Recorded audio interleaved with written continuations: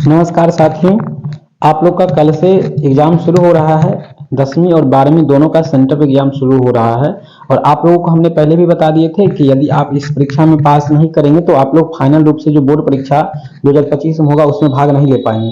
तो कल से आपका शुरू हो रहा है और 100% ओरिजिनल प्रश्न जो है वो आपको यहाँ पे मिलने जा रहा है। सारे यूट्यूब पर ऐसा प्रश्न आपको देखने को मिल रहा है, कहीं पे गलती भी रहता है, लेकिन मैं आपको 100% दावे के साथ कह सकता हूँ कि यहाँ से जो भी आपको दिया जा रहा है वो बिल्कुल रूप से सही हो दिया जा रहा है। ठीक है, अगर इस प्रश्न को आप देख लेते हैं तो 100% सभी प्रश्न आप उत्तर सही बना के आएंगे और बेहतर अंक के साथ आप पास कर जाएंगे। तो चलिए, हमारे पास ए सेक्शन का कोड है, मतलब कोड ए वाले प्रश्न है और हम इसका एक एक ऑब्जेक्टिव प्रश्न आपको बताते चलेंगे। ये सेंटर एग्जाम का यकीनन ओरिजिनल प्रश्न है। ईमानदारी पूर्वक सभी भाई बहन इस वीडियो को लाइक कर लेंगे और चैनल को भी सब्सक्राइब कर लेंगे ताकि आगे आने वाले ऑल सब्जेक्ट का आंसर की और वीडियो हम आपको देने वाले हैं, आगे भी आपको देंगे। तो यहाँ पर 1 से 70 तक ऑब्जेक्टिव प्रश्न होगा, जिसमें से आपको 35 प्रश्नों का ही उत्तर सही सही देना होगा। ज्यादा घबराना नहीं है, सब्जेक्टिव का भी आंसर हम आपको आगे बताएंगे और सारे विषय का भी बताएंगे। तो पहला प्रश्न है, आवेशित संधारित्र की दोनों पट्टियों के कुल आवेश का योग कितना होता है। मेरे भाई, आपसे क्वेश्चन पूछा जाता है जो कि बिल्कुल रूप से 100% यही आपके एग्जाम में छप चुकी है। आवेशित संधारित्र की दोनों पट्टियों की के कुल आवेश का योग कितना होता है, यानी जो संधारित्र के दो पट्टी होता है, दो वलय होता है, उसका योग, उनमें जो आवेश होता है उसका योग क्या हो जाएगा। तो हम आपको सब्जेक्टिव का आंसर लास्ट में दे देंगे। आप लोग बार बार कमेंट करिएगा तो हम तो आपको बता नहीं पाएंगे, लेकिन वहां पे बता देंगे। लास्ट में आप देखिए, वीडियो को पूरा देखिए, ईमानदारी से वीडियो को शेयर कर दीजिएगा ताकि सब लोग को यह पता चल जाए, सब लोग को यह वीडियो मिल जाए। तो यहाँ पर जो योग होता है वो आपका शून्य हो जाएगा। ऑप्शन नंबर जो है ए जो है एकदम रूप से सही आंसर है। आगे बढ़ेंगे, सेकेंड नंबर क्वेश्चन की ओर चलेंगे। चलिए, दूसरा नंबर प्रश्न आपसे कहा जा रहा है, विद्युत द्विध्रुव की निरीक्षणीय स्थिति में विद्युत विभव का व्यंजक क्या होता है। जब विद्युत विभव की व्यंजक की बात होती है तो वो आपका शून्य होता है, अर्थात 0 होता है। सही उत्तर हो गया ऑप्शन नंबर डी। चलिए आगे बढ़ेंगे और तीसरी नंबर प्रश्न की ओर हम लोग चलेंगे और तीसरा प्रश्न है आपके सामने, यदि 100 वोल्ट तक आवेशित करने पर एक संधारित्र की संचित ऊर्जा की धारिता क्या होगी। आपको कह रहा है 100 वोल्ट अगर आवेशित करते हैं इसका संधारित्र क्या हो जाएगा। तो इसका जो यहाँ पे आंसर हो रहा है वो आंसर आपका बी की ओर चला जाता है, 2 × 10⁻⁴ फराडे हो जाएगा। ऑप्शन बी की ओर आपका राइट आंसर हो जाएगा। 100% भैया आपका आंसर सही है। सभी लोग वीडियो को लाइक करेंगे, ईमानदारी से चैनल को सब्सक्राइब कर लेंगे, वीडियो को आगे भी शेयर करेंगे। अब हम लोग बढ़ेंगे अगले प्रश्न की ओर और जो आपका तीसरा प्रश्न होगा वो काफी महत्वपूर्ण होगा, आपके बोर्ड एग्जाम 2025 के लिए भी मोस्ट इंपोर्टेंट प्रश्न है। यह आपका कहा जा रहा है, प्लस अर्थात पॉजिटिव 10 माइक्रोकुलम और नेगेटिव 10 माइक्रोकुलम के दो बिंदु आवेश वायु में परस्पर 40 सेंटीमीटर निकाय की विद्युत स्थिति ऊर्जा क्या हो जाएगी। यहाँ पे -2.25 जूल हो जाएगा। Right answer C is the correct answer. ये क्वेश्चन बोर्ड एग्जाम के लिए इंपोर्टेंट लगा लीजिएगा, स्क्रीनशॉट ले लीजिएगा। पांचवा प्रश्न है, एक आवेशित चालक की सतह के किसी बिंदु पर विद्युत क्षेत्र की तीव्रता क्या होती है। तो देखिए, किसी सतह की बात होती है तो वहां पे आपको क्या शून्य और लंबवत ये दोनों में बच्चे कंफ्यूज होते हैं, लेकिन आपको कंफ्यूज नहीं होना है। आवेशित चालक के सतह के किसी बिंदु पर विद्युत क्षेत्र की तीव्रता क्या होती है, यानी आवेशित चालक की सतह की जब बात होगी, आपको ध्यान रखना है यहाँ पे, जब चालक की सतह यानी उसकी सतह की बात होगी तो वहां पे सतह से जो कोई भी रेखा हो जाएगा, कोई भी रेखा खींचाएगा तो वो लंबवत हो जाएगी। ऑप्शन बी आपका हो जाएगा perpendicular to the surface, option number B.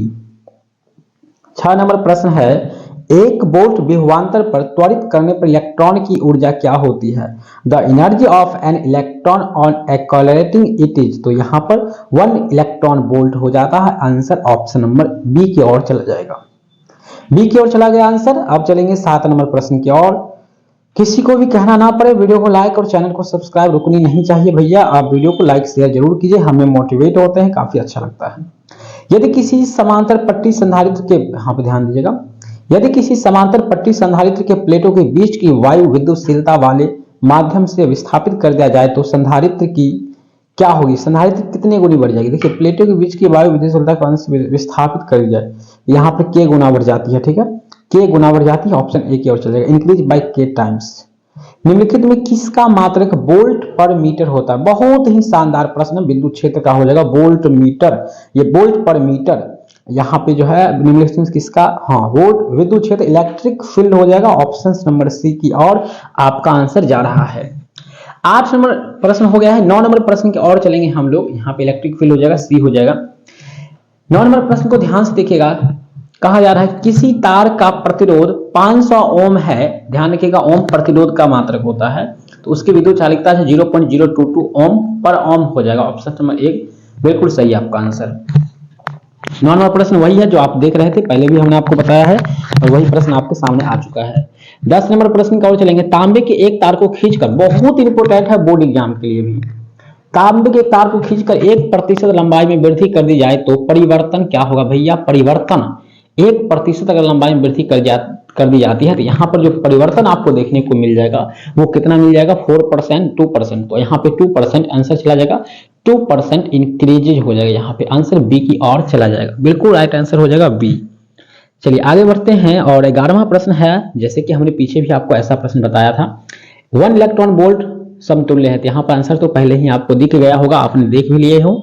तो 1 इलेक्ट्रॉन वोल्ट किसके समतुल्य होते हैं? तो मेरे भैया इलेक्ट्रॉन वोल्ट जो होता है वो तुल्य होता है सी ऑप्शन 1.6 गुने 10⁻⁻19 जूल के होते हैं, ठीक है। कहीं पे कुलम, कहीं पे केवी, कहीं पे कुछ से कुछ ऑप्शन है, थोड़ा आपको सिंबल अर्थात इसके जो है यहाँ पे डाटा दिया जाता है उस पर भी ध्यान देना है आपको, ठीक है।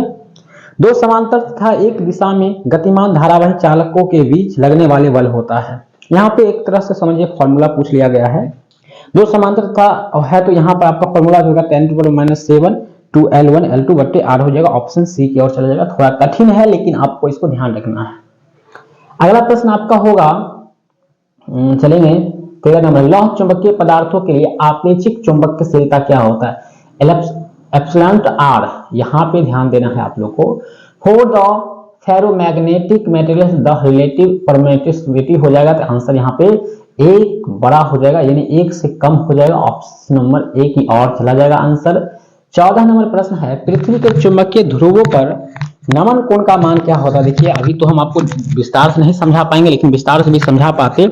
नमन कोण जब मान होता है वो 90 डिग्री हो जाता है, यहाँ पे ध्यान रखिएगा, नमन कोण और समकोण एक ही होता है। चलिए आगे बढ़ेंगे। 15 नंबर प्रश्न है, पूरे 100 तक बताने का हमारा प्रयास रहेगा इस वीडियो में, तो इसलिए ध्यान से देखिएगा। डोमेन किस पदार्थ से बनते हैं? बहुत बहुत शानदार प्रश्न है, यहाँ पे आपका हो जाएगा डोमेन किस पदार्थ से बनता है? तो भैया डोमेन जो बनता है वो आपको बनता है यहाँ पे देखिए प्रति चुंबकीय अनुचुंबकीय, यहाँ पे देखिए कौन सा मटेरियल लगता है, यहाँ पर जो आपका मटेरियल लगता है वो लग जाता है, इनमें से सभी हो सकता है, लेकिन यहाँ पे लोह चुंबकीय फेरोमैग्नेटिक जो है answer is the correct answer है इस प्रश्न का। चलेंगे आगे बढ़ेंगे और आपका फेरोमैग्नेटिक बी ऑप्शन हो जाएगा, यहाँ पे डोमेन जो बनता है लोह चुंबकीय से बनता है, ठीक है ना, डोमेन। चलिए आगे बढ़ते हैं। आपका 16 नंबर प्रश्न है, बराबर दिक्पात कोण वाले स्थानों को जोड़ने वाली रेखाएं क्या कहलाती है? एकदम रूप से इलेक्ट्रिक फील्ड वाले चैप्टर से है, तो सम दिक्पाती रेखाएं कहलाती है, ऑप्शन बी की ओर चल जाएगा, आइसोजेनिक हो जाएगा। चुंबकीय क्षेत्र का मान घटने से चुंबकीय सुई का आवर्तकाल क्या होता है? बहुत अच्छा क्वेश्चन है, यहाँ पे आपसे पूछा गया है, मतलब कि मैग्नेटिक नीडल क्या हो जाएगा? तो ये बढ़ जाता है, जब सुई का मान घटता है तो आवर्तकाल बढ़ जाता है। चुंबकीय ज्यामितीय लंबाई तथा चुंबकीय लंबाई में क्या संबंध है? तो यहाँ पे आपको रिलेशन पूछा जाता है, ठीक है, तो रिलेशन यहाँ पे हो जाएगा Lm/5/6 Lg हो जाएगा, ठीक है, ऑप्शन आपका ए की ओर चला जाएगा, ठीक है। चलिए आगे बढ़ेंगे। आप लोग सभी बच्चे सब्सक्राइब कर लेंगे वीडियो को और वीडियो को लाइक करके आगे सभी ग्रुप में शेयर कर देंगे, ठीक है, कोई भी बच्चे कंफ्यूजन नहीं कीजिएगा आप लोग। 19 नंबर प्रश्न है, एक समरूप चुंबकीय क्षेत्र में एक आवेशित कण के पथ की त्रिज्या क्या हो जाएगा? तो यहाँ पर जो पथ मतलब रास्ता होता है, पथ का मतलब, यहाँ पे समरूप चुंबकीय क्षेत्र में आवेशित कण की त्रिज्या पूछा गया, त्रिज्या यहाँ पर जो हो जाएगा आपको संवेग हो जाएगा, ठीक है, संवेग के समानुपाती होता है, ठीक है, यूनिफॉर्म एम प्रोपोर्शनल, यानी आपका समानुपाती संवेग हो जाएगा। यहाँ पर वही क्वेश्चन है, तो यहाँ पे आपका संवेग हो जाएगा, मोमेंटम हो जाएगा, ऑप्शन नंबर बी की और आंसर चला जाएगा, जो कि अभी हमने आपको ऊपर में बताया था, ठीक है, आपका संवेग हो जाएगा। चलिए 20 नंबर प्रश्न की ओर बढ़ेंगे। यहाँ पर भी वही प्रश्न था आपका, निम्नलिखित में कौन विद्युत चुंबकीय तरंग नहीं है? बहुत अच्छा प्रश्न है, विद्युत चुंबकीय तरंग की बात किया जा रहा है, प्रकाश तरंग, एक्स किरण, ध्वनि तरंग, अवरक्त किरणें। तो यहाँ पर जो आपका हो जाएगा इलेक्ट्रोमैग्नेटिक वेव जो है नहीं है, पूछा जाएगा नोट। नेगेटिव है तो ध्वनि तरंग जो है ये चुंबकीय तरंग नहीं होते हैं, ठीक है। ऑप्शन नंबर आपका सी हो जाएगा साउंड। एक माध्यम से दूसरे माध्यम में जाने में प्रकाश की किरण मुड़ जाती है, किस और मुड़ जाती है? जब माध्यम बदल जाता है तो वह किस और मुड़ जाती है? तो वह जो मुड़ जाती है ओहो, मुड़ने को क्या कहा जाता है? अपवर्तन, रिफ्रैक्शन। चलिए 22 नंबर प्रश्न की और हम लोग बढ़ेंगे और यहाँ पर रिफ्रैक्शन हो जाएगा, यानी एक माध्यम जैसे पानी में से मान लीजिए हवा से पानी में प्रकाश जाता है तो अपवर्तन की ओर मुड़ जाता है। ऑप्टिकल फाइबर क्या है भैया? ऑप्टिकल फाइबर जो है एक क्या है? एक ट्रांसमिशन लाइन, एक वेवगाइड, एक ट्रांसमिशन लाइन एवं वेवगाइड दोनों। यहाँ पर तो पहला ही ऑप्शन सही आपका हो जाएगा, ये ट्रांसमिशन लाइन है ये। यदि समान फोकस के दूरी f के दो अभिसारी लेंस को एक दूसरे के संपर्क में रखा जाता है तो उसकी फोकस दूरी क्या हो जाएगी? यहाँ से फॉर्मूला है, जब दो अभिसारी का मतलब उत्तल लेंस होता है, इस बात को ध्यान रखिएगा। तो यहाँ पर f/2 हो जाएगा, ठीक है। ऑप्शन नंबर आपका C is the right answer this question. यह जो है आपका आंसर बिल्कुल रूप से सही हो जाएगा, ठीक है। चलिए तो आगे बढ़ेंगे। ये प्रश्न आपका 23 नंबर हो गया है, बिल्कुल रूप से सब आंसर सही है। सामान्य समायोजन में खगोलीय दूरदर्शक की लंबाई कितनी होती है? बहुत बार पूछा गया है प्रश्न, ये बोर्ड एग्जाम में भी। खगोलीय दूरदर्शक की लंबाई कितनी होती है? तो यहाँ पर जो खगोलीय दूरदर्शक की जब लंबाई पूछा जाएगा ना आप लोग को, तो एक फॉर्मूला याद रखिएगा, यहाँ से सब्जेक्टिव बनता है आप लोग का एफ वो यानी ऑब्जेक्ट का और आपका इवेंट यानी वस्तु का, दोनों का जो है फोकस क्या होता है दूरदर्शक, ये दोनों ऐड हो जाता है, जुड़ जाता है, याद रखिएगा जोड़ होता है वहां पे। तो डी आंसर हो जाएगा करेक्ट आंसर, ठीक है। यहाँ पर F0 यहाँ पे अभिदर्शक है और F नेत्रिका की फोकस दूरी है, ठीक है। आई की नेत्रिका की फोकस दूरी यानी आंख की फोकस दूरी है, दूसरा अभिदर्शक यानी वस्तु ऑब्जेक्ट की दूरी है, ठीक है। यहाँ पर दिया भी है, स्पष्ट कर दिया गया है नीचे में, जहां वाले ध्यान से पढ़िएगा। प्रकाश के रंग का कारण क्या होता है भैया? प्रकाश का रंग जो होता है क्या, प्रकाश में के रंग जो होता है वो लाल पीला जो भी होता है वो किसके कारण होता है? तरंगदैर्घ्य के कारण होता है, वेग के कारण होता है, कला के कारण होता है, या इसका आयाम के कारण होता है? तो प्रकाश का जो रंग होता है भैया वो क्या होता है? वेवलेंथ होता है, फेज होता है, वेलोसिटी या एम्पलीट्यूड होता है। तो यहाँ पे आपको आंसर जो हो जाएगा वेवलेंथ हो जाएगा, तरंगदैर्घ्य हो जाएगा, ऑप्शन ए। ये बोर्ड एग्जाम के लिए भी महत्वपूर्ण प्रश्न है। अब है 26 नंबर, छोटे आपतन कोण के लिए यहाँ पे माइक्रो अपवर्तनांक वाले पतले प्रिज्म का यहाँ पे क्या हो जाएगा? न्यू है यहाँ पे, तो यहाँ पे सूत्र हो जाता, फॉर्मूला है ये 1 - माइक्रो इंटू ए हो जाएगा, ठीक है। यहाँ पर थोड़ा सा एरर है, क्वेश्चन नहीं दिख रहा था पूरी तरह से। प्रकाश की तीव्रता का व्युत्क्रम वर्ग नियम अर्थात तीव्रता व्युत्क्रमानुपाती 1/r² का मान्य है। बहुत अच्छा प्रश्न, बहुत ज्यादा अच्छा प्रश्न है और ऐसा प्रश्न अब जो है नए पैटर्न के आधार पर पूछने लगा है, तो ये बिंदु स्रोत के लिए हो जाएगा, ठीक है। पॉइंट सोर्स हो जाएगा, आंसर आपका ए की ओर चला जाएगा। चलिए हम जल्द ही केमिस्ट्री और बायोलॉजी का वीडियो भी लेकर आएंगे, जो भी एग्जाम होगा वो सबका वीडियो लेकर आने वाले हैं। निम्नलिखित में से किस धातु का प्रकाश विद्युतीय कार्यफलन न्यूनतम होता है?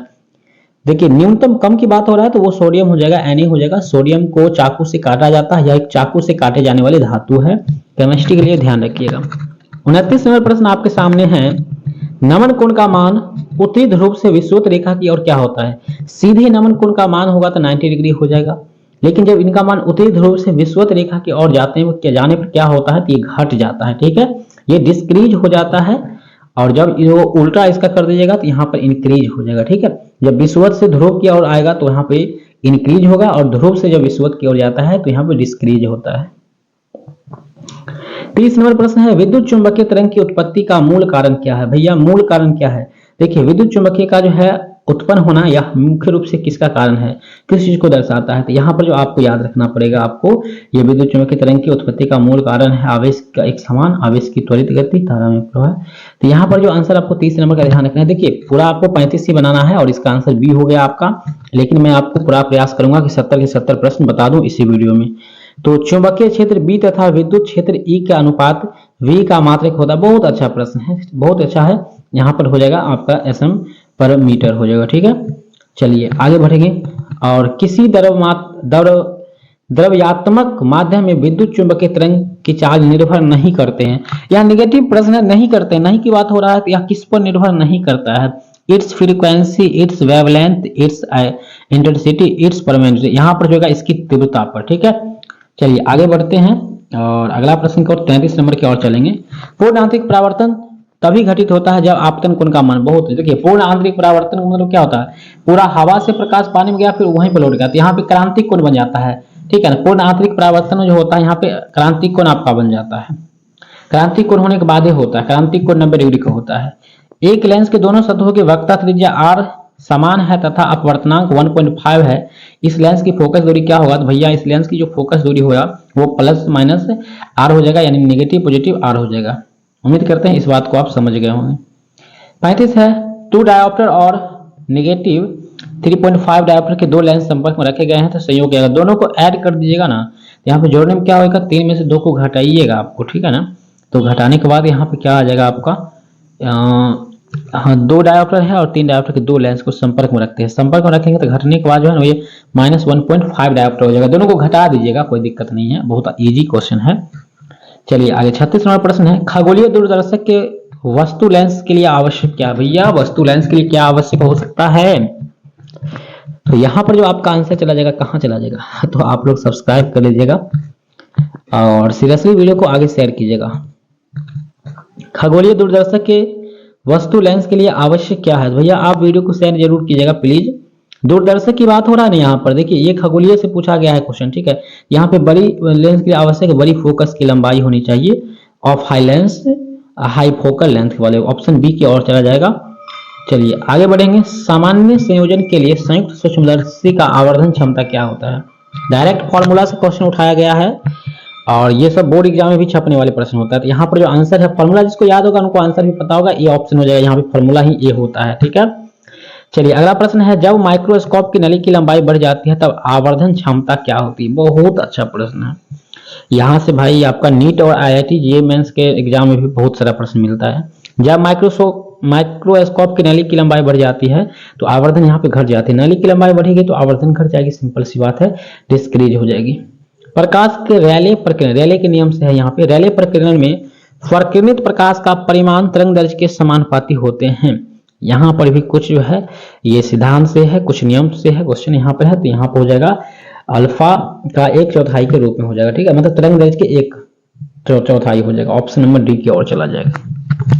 अगला प्रश्न है, विनाशकारी व्यतिकरण के लिए पथांतर बराबर क्या होता है, अंदर से क्वेश्चन पूछा गया है, डीप में जाके पूछा है, विनाशकारी व्यतिकरण के लिए पथांतर बराबर क्या होता है। भैया पथांतर का मतलब अगर आपको समझना है तो आपको नेक्स्ट वीडियो में समझा देंगे, आंसर आप फिलहाल समझिए, बी हो जाएगा ऑप्शन, ठीक है, जो बिल्कुल रूप से सही आंसर है। व्यतिकरण करते दो प्रकाश तरंगों की तीव्रताएं 9:4 के अनुपात में है, न्यूनतम तीव्रताओं का अनुपात, बहुत अच्छा प्रश्न है। तो यहाँ पर जो आंसर आपका हो जाएगा, तो यहाँ पे 25:1 की ओर आंसर जा रहा है, या फिर 89 4 या 3:2 हो जाएगा, नहीं ऑप्शन से यहाँ पर जो आपका जाएगा ना, यहाँ पे थोड़ा डाउट है क्वेश्चन में इसमें, बट यहाँ पे ये ऑप्शन हमें जैसा लग रहा है 5-25, ठीक है, ये ऑप्शन ज्यादातर सही लग रहा है। निम्नलिखित में कौन सबसे उत्तम एक वर्णी प्रकाश का स्रोत है, बहुत अच्छा प्रश्न, यहाँ से आपको डायरेक्ट आंसर बिल्कुल सही मिल जाएगा। निम्नलिखित में कौन सबसे उत्तम एक वर्ण प्रकाश स्रोत है, मोमबत्ती, विद्युत बल्ब, लेजर या मर्क्यूरी ट्यूब।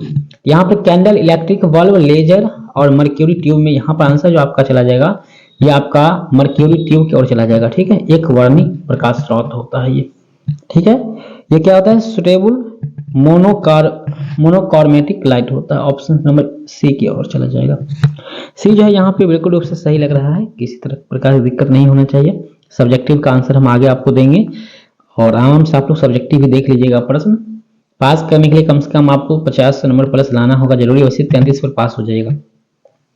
प्रकाश किरण के तीखे कोण पर से मुड़ने की घटना को क्या कहते हैं, देखिए प्रकाश किरण के तीखे मोड़ पर से जब घूमता है ना तो यहाँ पर रिफ्लेक्शन होता है, बहुत ही अच्छा प्रश्न, यानी तिरछा होकर घूमता है, तो तीखे का मतलब तिरछा ही होता है। थॉमसन विधि द्वारा हम ज्ञात करते हैं क्या, इलेक्ट्रॉन आवेश, इलेक्ट्रॉन का द्रव्यमान। वैसे देखिए इलेक्ट्रॉन का खोज किया था जे टॉमसन अर्थात थॉमसन ने किया था, इलेक्ट्रॉन का खोज किया था।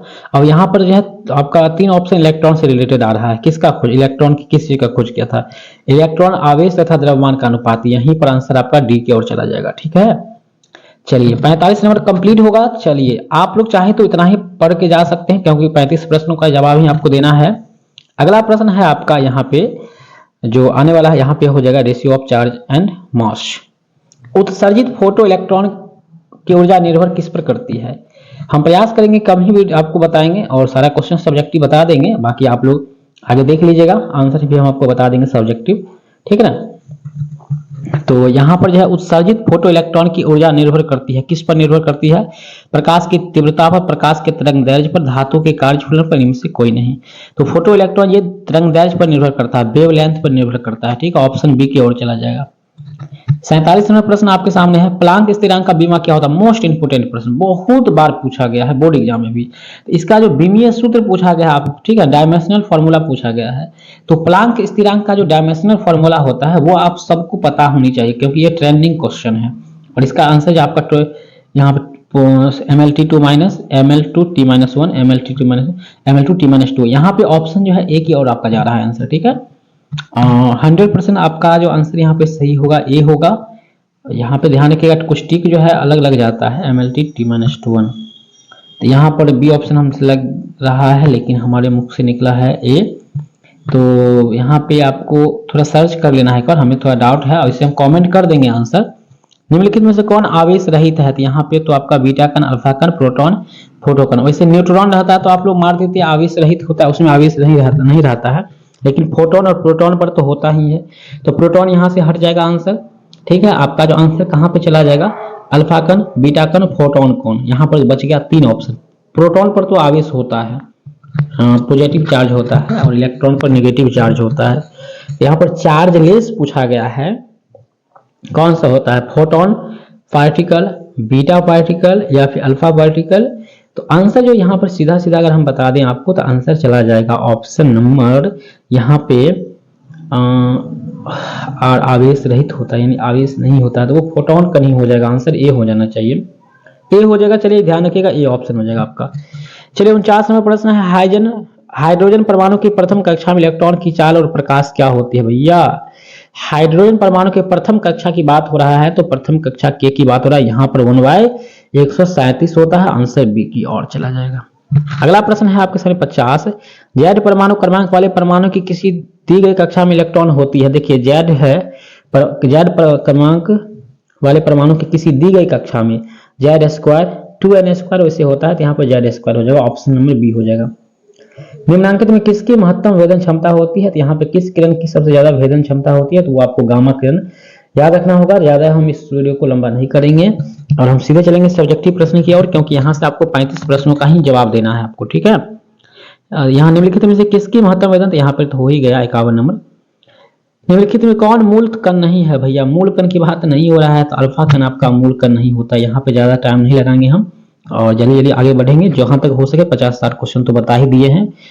तो निम्नलिखित में सबसे अस्थाई कौन होता है? देखिए अस्थाई की बात किया जाता है ना, तो यहाँ पे आपको क्या माना, बहुत ही सिंपल होता है, मैग्नीशियम, सॉरी यहाँ पे एफ लोहा होता है। तो लोहा जो यहाँ पे अस्थाई तत्व है, ये एक धातु है, ठीक है। कार्बन अधातु है, ऑक्सीजन अधातु है, हीलियम जो है ये जो है आपका अक्रिय गैस है। चलिए डायोड का उपयोग करते हैं, किसमें करते हैं? तो यहाँ पे रेक्टिफायर में करते हैं, ठीक है, रेक्टिफायर में करते हैं। ऑप्शन नंबर डी आपका सही हो जाएगा। चलिए ज्यादा लंबा नहीं करेंगे, 25 मिनट तक वीडियो आ चुका है। आप लोगों को सब्जेक्टिव आंसर चाहिए तो गूगल पे जाकर के सर्च कीजिए, नीचे आपको यहाँ पे लिखा गया है www.madhavinc.com। यहाँ पे आपको बीएसवी अपडेट में जाएंगे, इस वेबसाइट के अंदर जाने के बाद बिहार बोर्ड अपडेट पर जाएंगे तो आपको सारा अपडेट मिल जाएगी। कुछ देर बाद यहाँ चेक कीजिएगा तो आपको सबका आंसर मिल जाएगा, ठीक है। सारे प्रश्नों का आंसर आपको मिल जाएगा, सारे विषय का भी मिल जाएगा। यहाँ पर पीएन जंक्शन में होते हैं, यहाँ पे क्या होता है पीएन जंक्शन में? तो पीएन जंक्शन यहाँ देखिए, और ज्यादा हम नहीं बताएंगे आपको, ठीक है, ज्यादा समय नहीं लेंगे। आप लोग को 35 बनाना है, 35 प्रश्न मिल गया है, 100% यही प्रश्न रहेगा। चलते हैं सब्जेक्टिव की ओर। तो आप लोग सिंपल जाइए गूगल पे और सर्च कीजिए www.madhavinc.com और इस वेबसाइट के अंदर जाने के बाद बीएसवी अपडेट पर जाना है, तो वहां पे सारे प्रश्न मिल जाएगा। अगर वहां पे नहीं मिलता है तो हम पहले ही प्रश्न को दे दिए हैं, तो आप लोग को सर्च कर लेना है, वहां पे सर्च का ऑप्शन मिल जाएगा, सर्च पे क्लिक कर सर्च कर लीजिएगा, जो भी विषय का आपको चाहिए आंसर की या क्वेश्चन चाहिए तो वहां पे सर्च कीजिएगा तो आपको आंसर मिल जाएगा। धन्यवाद इस वीडियो को यहाँ तक देखने के लिए।